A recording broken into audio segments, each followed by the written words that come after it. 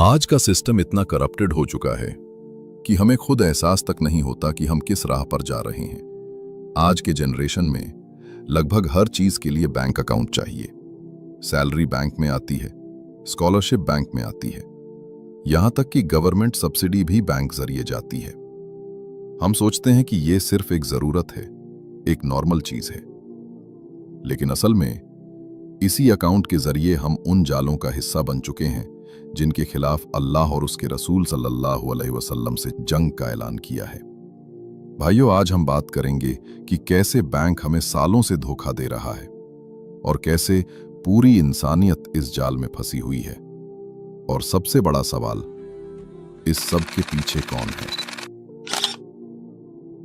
अस्सलामु अलैकुम वरहमतुल्लाहि वबरकातुहू। भाइयों, मेरा नाम है अब्दुल जुनैद। इंडिया के मेजर बैंक जैसे state bank of India, HDFC, ICICI आपको बेसिक इंटरेस्ट रेट देते हैं 0.25% से लेकर 4% तक आपकी सेविंग्स पर। लेकिन ये सिर्फ एक फाइनेंशियल टर्म नहीं है, ये वो गुनाह है जिसके बारे में अल्लाह ताला ने खुद ऐलान जंग किया है। सूरह बकरा वर्स 278 और 279 में अल्लाह फरमाते हैं, ए ईमान वालों, अल्लाह से डर जाओ और जो सूद बाकी रह गया है उसको छोड़ दो अगर तुम सच्चे मोमिन हो। अगर तुम ऐसा नहीं करते तो अल्लाह और उसके रसूल सल्लल्लाहु अलैहि वसल्लम से जंग के लिए तैयार हो जाओ। लेकिन अगर तुम तौबा कर लो तो तुम अपना असल माल रख सकते हो। न तुम किसी पर जुल्म करो और न तुम पर जुल्म किया जाए। ये कोई मामूली मसला नहीं है, ये है ऐलान जंग उस खालिद की तरफ से जिसने जमीन और आसमान को पैदा किया।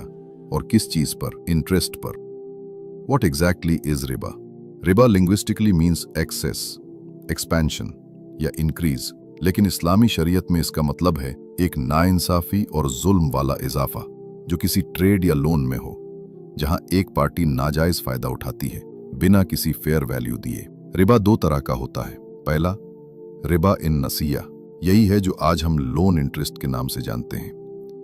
Car loan, home loan, personal loan सब इसी में आते हैं। दूसरा, रिबा उल फद्ल, ये छुपा हुआ है। अगर कोई इंसान एक ही किस्म की चीज एक्सचेंज करे मगर ज्यादा क्वांटिटी ले तो ये भी रिबा है। आप 10 ग्राम सोने के बदले में 10 ग्राम सोना लेते हैं तो ये बिल्कुल ठीक है, लेकिन अगर आप 10 ग्राम सोने के बदले 12 ग्राम सोना लेते हैं तो ये रिबाउल फजल बन जाता है, जो हराम है। वही बात खजूरों की हो तो अगर आप 5 किलो खजूर के बदले में 5 किलो खजूर लेते हैं तो ये ठीक है, लेकिन अगर आप 5 किलो खजूर का बदले में 6 किलो खजूर लेते हैं तो ये भी रिबाउल फजल कहलाता है और इससे बचना जरूरी है। कुरान ने कोई नया कॉन्सेप्ट इंट्रोड्यूस नहीं किया, बल्कि एक पहले से चल रहे जुल्म वाले इकोनॉमिक प्रैक्टिस की सख्त निंदा की। हदीस में अबू हुरैरा रजी अल्लाह ताला अन्हु से रिवायत है कि रसूलुल्लाह सल्लल्लाहु अलैहि वसल्लम ने फरमाया, शबे इसरा की रात मुझे कुछ लोग दिखाए गए जिनके पेट घरों की तरह बड़े बड़े थे और उनमें सांप भरे हुए थे जो बाहर से भी नजर आ रहे थे। मैंने पूछा, ये कौन लोग हैं जिब्रील?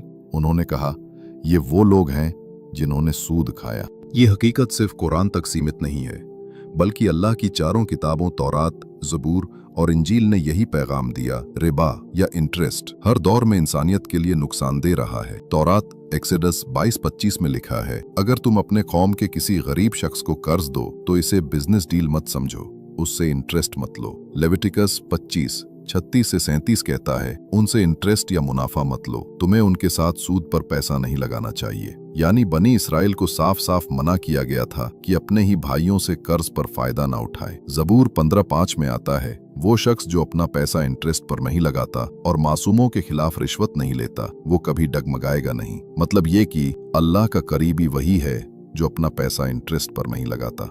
इंजील में ईसा मसीह अलैहिस्सलाम कहते हैं, अगर तुम सिर्फ उन्हीं को कर्ज दो जिनसे वापसी की उम्मीद है तो इसमें तुम्हारा क्या अजर है, बल्कि अपने दुश्मनों से भी भलाई करो, उनको कर्ज दो बिना किसी उम्मीद के, फिर तुम्हारा इनाम बहुत बड़ा होगा। मतलब ये कि ईसा अलैहिस्सलाम ने सिखाया, कर्ज देना मुनाफे के लिए नहीं बल्कि अल्लाह से अजीम इनाम पाने के लिए है। ये कोई इत्तेफाक नहीं है, ये है एक लगातार इलाही वार्निंग इंसानी हिस्ट्री के हर दौर में। कुरान ने कोई नया लॉ नहीं लाया, बल्कि उसी एवरलास्टिंग हक को सील किया और रीइंफोर्स किया जिसे इंसानियत या तो भूल चुकी थी या फिर डिस्टॉर्ट कर चुकी थी। जैसे पिछले नबी रिबा को मना करते रहे, वैसे ही आखिरी रसूल भेजा गया ताकि इसे हमेशा के लिए खत्म कर दें। और रसूलुल्लाह सल्लल्लाहु अलैहि वसल्लम ने इसे अल्लाह की तरफ से ऐलान जंग करार दिया।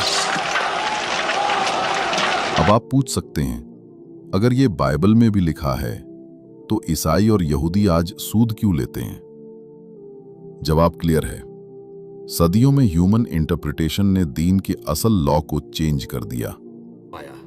रुक जाओ,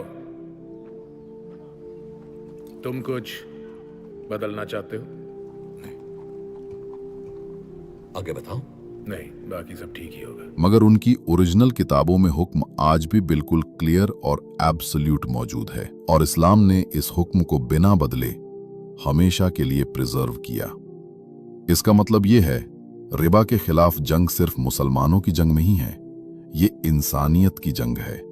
ये स्ट्रगल है हर उस इंसान की जो इक्तिसादी जस्टिस पर यकीन रखता है और एक्सप्लॉयटेशन वाले सिस्टम को रिजेक्ट करता है। लेकिन सवाल ये उठता है, अगर रिबा इतना बड़ा जुर्म है तो फिर ये इतना नॉर्मल कैसे लगने लगा? जवाब है, सिस्टम ने इसे सिर्फ एक ऑप्शन नहीं बनाया बल्कि एक नीड बना दिया। इस प्लानिंग ने हमें ऐसे ट्रैप किया है कि हम खुद अपनी रोजी रोटी, अपनी जरूरत और अपनी कंफर्ट के लिए एक हराम सिस्टम का हिस्सा बन गए। और सबसे बड़ी बात, हमें एहसास नहीं होता कि हम एक जंग के सिस्टम में शामिल हो चुके हैं। एक वक्त ऐसा था जब इंसान सिर्फ अपनी जरूरत के लिए तिजारत करता था, खाना, कपड़ा, मकान, बस असली एसेंशियल्स। लेकिन धीरे धीरे इंसान की लग्जरी की भूख पड़ने लगी, जरूरत और चाहत के बीच का फर्क धुंधला होने लगा। और यही वो जगह थी जहां से सिस्टम ने हमें पकड़ना शुरू किया। इंसान की हवस को समझकर एक ऐसी इकोनॉमी बनाई गई जिसमें इंसान अपनी जरूरत के लिए नहीं बल्कि अपनी ख्वाहिशात के पीछे भागने लगा। क्या आपने उस शख्स को देखा जिसने अपनी ख्वाहिश, अपने नफ्स को ही अपना माबूद बना लिया और अल्लाह ने उसे अपने इल्म की बुनियाद पर गुमराह कर दिया, उसके कान और उसके दिल पर मुहर लगा दी और उसकी आंखों पर पर्दा डाल दिया? फिर अल्लाह के बाद उसे कौन हिदायत देगा? क्या फिर भी तुम नसीहत हासिल नहीं करते?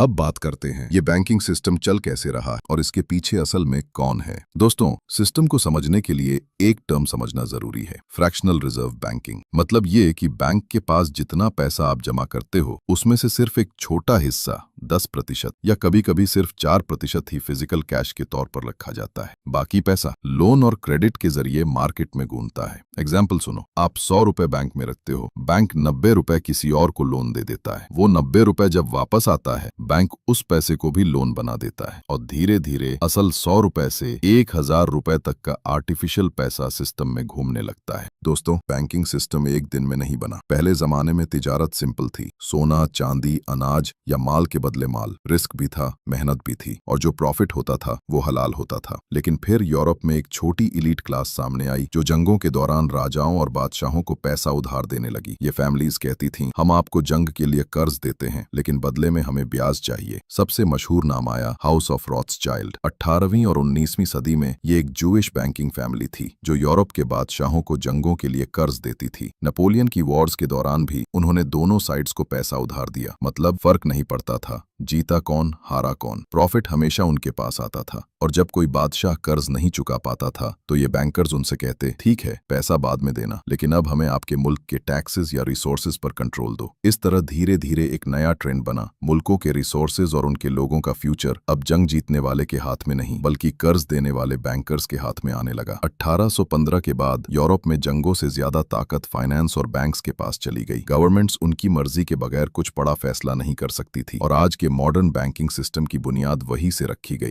दोस्तों, जब हम रिबा से बचने की नीयत बनाते हैं तो जरूरी है कि हम अपने पैसे और इन्वेस्टमेंट्स के लिए जीरो इंटरेस्ट ऑल्टरनेटिव्स को समझें। आप अपनी सेविंग्स को कोऑपरेटिव या मिनियोरिटी बैंकों में रख सकते हैं ताकि पैसा सिर्फ आपके लिए काम करे और इंटरेस्ट से दूर रहे। फिजिकल गोल्ड में इन्वेस्ट करना भी एक ऑप्शन है। ये तरीका भी पूरी तरह हलाल और सिक्योर है। अगर आप स्टॉक्स में इन्वेस्ट करना चाहते हैं तो शरिया कंप्लाइंट स्टॉक्स के जरिए एप्स जैसे इस्लामिकली इंडिया का इस्तेमाल कर सकते हैं। इस तरह आपका पैसा हलाल तरीके से ग्रो करेगा। रियल एस्टेट में भी इन्वेस्ट करना पॉसिबल है, बस ये ध्यान रहे कि प्रॉपर्टी इन्वेस्टमेंट पूरी तरह हलाल हो। सबसे इंपॉर्टेंट बात, इंटरेस्ट बेस्ड लोन्स से बचें, अपने खर्चों के लिए सेव करें, रिसोर्सेज पूल करें और हलाल फाइनेंसिंग की तलाश करें। अगर कोई परचेज जरूरी नहीं है तो उसे डिले करना भी एक स्ट्रैटेजी है। याद रखो, अल्लाह रास्ता निकाल देगा। बस अपनी नीयत साफ रखो और सही चॉइसेस करो। दोस्तों, इस्लाम डिफिकल्ट नहीं है, सिर्फ हमारी डिजायर्स इसे डिफिकल्ट बना देती हैं। ये एक टेस्ट है और टेस्ट हमारी चॉइस के लिए होता है। अब इंटेंशन बनाओ, पहला स्टेप लो और अल्लाह अपने हाथ में सब कुछ ले लेगा।